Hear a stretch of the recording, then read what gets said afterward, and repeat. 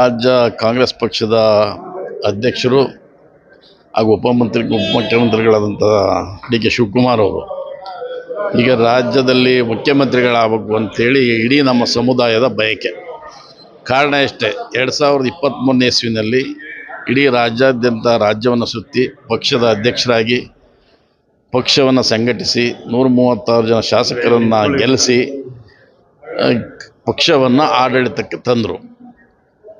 ಆ ಸಂದರ್ಭದಲ್ಲಿ ಸಿದ್ದರಾಮಯ್ಯನವರು ಇವರು ಸಹ ಒಟ್ಟುಗೂಡಿ ಇಡೀ ರಾಜ್ಯವನ್ನು ಸುತ್ತಿ ಪಕ್ಷವನ್ನು ತಂದಂಥ ಸಂದರ್ಭದಲ್ಲಿ ಹೈಕಮಾಂಡ್ನವರ ತೀರ್ಮಾನದಂತೆ ಮೊದಲು ಆಯ್ಕೆಯನ್ನು ಸಿದ್ದರಾಮಯ್ಯನವ್ರನ್ನ ಮುಖ್ಯಮಂತ್ರಿಯನ್ನಾಗಿ ಮಾಡಿದರು. ನಂತರ ಶಿವಕುಮಾರ್ ಅವರಿಗೆ ಅವಕಾಶವನ್ನು ಕಲ್ಪಿಸಿದವಾಗಿ ಒಡಂಬಡಿಕೆಯಾಗಿದೆ ಅಂತ ತಿಳಿದು ಬಂದಿದೆ. ಈಗ 2.5 ವರ್ಷ ಮುಗಿದಿದೆ. ಮುಗಿದಂಥ ಸಂದರ್ಭದಲ್ಲಿ ಅಧಿಕಾರದ ಹಸ್ತಾಂತರನ ಮಾಡ್ತಕ್ಕಂಥ ಕೂಗು ಇಡೀ ರಾಜ್ಯದಲ್ಲಿ ಹಬ್ಬಿದೆ.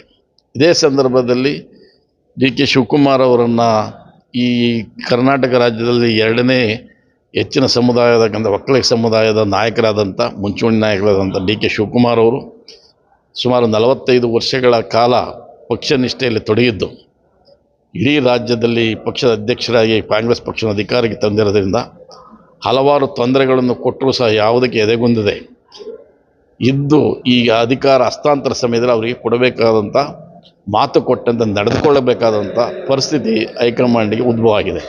ಆ ನಿಟ್ಟಿನಲ್ಲಿ ಇಡೀ ಸಮುದಾಯ, ಇಡೀ ಒಕ್ಕಲಿಗ ಸಮುದಾಯ, ಇಡೀ ನಮ್ಮ ಸಮುದಾಯದ ಶ್ರೀಗಳು ಸಹ ಸೇರಿದಂತೆ ನಂಜಾದೂತ ಸ್ವಾಮಿಗಳಿರ್ಬೋದು, ನಿರ್ಮಲಾನಂದ ಸ್ವಾಮಿಗಳು, ನಿಶ್ಚಲಾನಂದ ಸ್ವಾಮಿಗಳು ಎಲ್ಲರೂ ಸೇರಿದಂತೆ ಇಡೀ ಸಮುದಾಯದ ಜನಾಂಗ ಎಲ್ಲ ಸೇರಿ ನಾವು ಡಿ ಕೆ ಶಿವಕುಮಾರ್ ಅವರ ಬೆನ್ನಿಗೆ ನಿಂತಿದ್ದೇವೆ. ಸಿದ್ದರಾಮಯ್ಯ ಸಾಹೇಬರು ಸಹ ಈ ರಾಜ್ಯದಲ್ಲಿ ಉತ್ತಮ ಆಡಳಿತವನ್ನು ನೀಡಿದ್ದಾರೆ.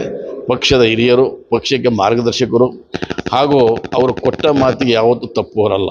ಏಕೆಂದರೆ ಕೊಟ್ಟ ಮಾತನ್ನು ಉಳಿಸ್ಕೊಂಡು ಬಂದಂಥ ಏಕೈಕ ಮುಖ್ಯಮಂತ್ರಿ ಕರ್ನಾಟಕ ರಾಜ್ಯದಲ್ಲಿ ಸಿದ್ದರಾಮಯ್ಯರು.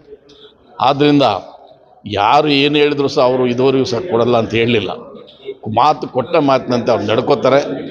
ನಡ್ಕೊಂಡು ಡಿ ಕೆ ಶಿವಕುಮಾರ್ ಅವರಿಗೆ ಮುಖ್ಯಮಂತ್ರಿಯನ್ನು ಮಾಡ್ತಕ್ಕಂಥದ್ದು ಅವರ ಮಾರ್ಗದರ್ಶನದಲ್ಲಿ ನಡೀಬೇಕು.